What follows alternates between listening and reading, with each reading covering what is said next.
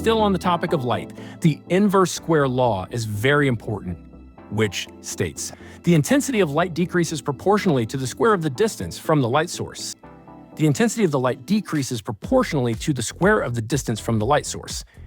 In other words, by doubling the distance, the intensity of the light decreases by 4 times.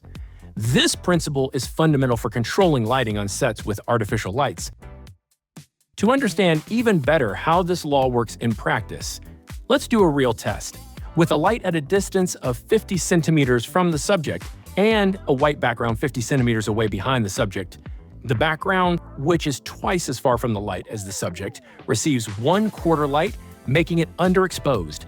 By moving the light 2 meters away from the subject, the distance of the background from the light relative to the distance to the subject from the light, it is no longer double but 1/4. Therefore, the underexposure of the background is much less.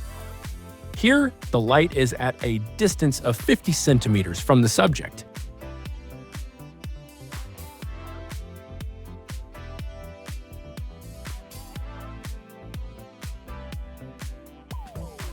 Here, the light is at a distance of 200 centimeters from the subject.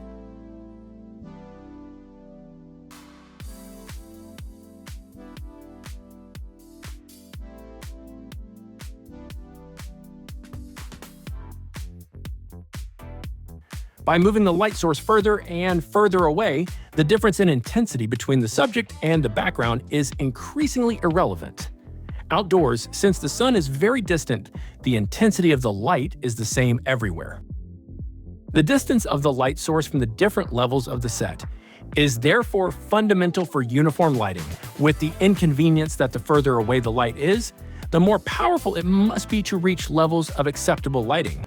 Since it is not possible in most situations to have a light source of suitable power, it will be necessary to use multiple light sources close together on the different levels to have uniform and coherent lighting.